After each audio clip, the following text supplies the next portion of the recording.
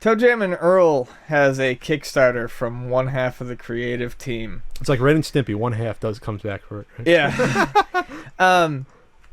I don't know how I feel about it right now. Here's kind of my thoughts. Immediately, I don't like the look. I don't like the mix of the sprite on top of the 3D, and I don't like the character design in general. They've got a new artist doing the character designs. And like I said, I've never really truly enjoyed the mixture of 2D sprites on 3D, although, I've looked past it on certain games.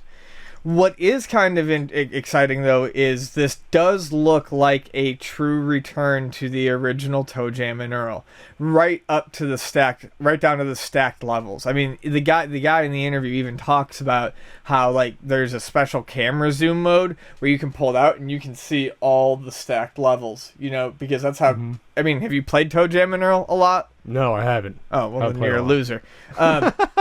But you remember watching my cousins play it. You go up levels, but they kind of float in nowhere, and you get teleported upwards as you get the items.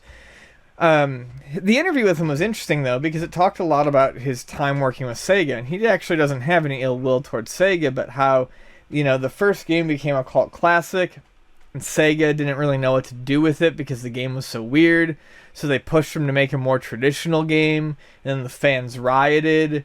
And then Sega was more of like a platformer, wasn't it? Yeah. That I do know. And and then I don't know how you go from that to that. He tried to make the third game for the Xbox more like the original, and then Sega was like, you got to have gates and keys and collectibles and all this shit in a central hub world instead of stacked levels.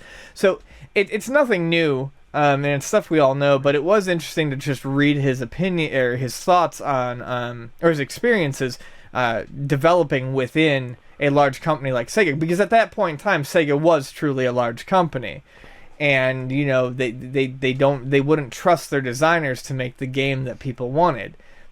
You look back on it now and it's funny, people hate ToeJam and Earl 3. A lot of people don't like Panic on Funkatron. Which one stands up? The one that was the most hands off.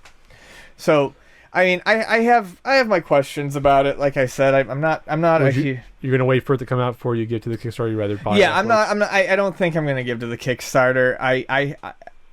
I think it's on the right path. I want to see visually what they do with it, and I want to see if it's going to come to consoles. I can't back a Kickstarter that's PC only with console stretch goals.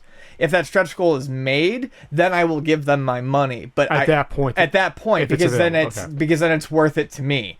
And I know that some people are going to get on me about that. Well, they're never going to get to that stretch goal if you don't give them money. But I don't need a PC version of something I can't play. Sure, you don't want to play with a controller. You rather get it on a Xbox or a PS4. Right. I gotcha. Well, it's interesting. It looks like randomly generated levels. That's pretty cool. Yeah, I mean that goes back to the original game.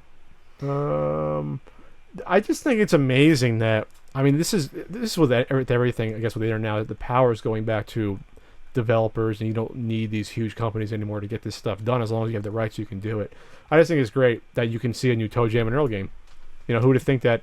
There would never be enough interest overall to get this made, and now. No, sure. At the end of the day, I think just the fact that we're even getting one is fantastic.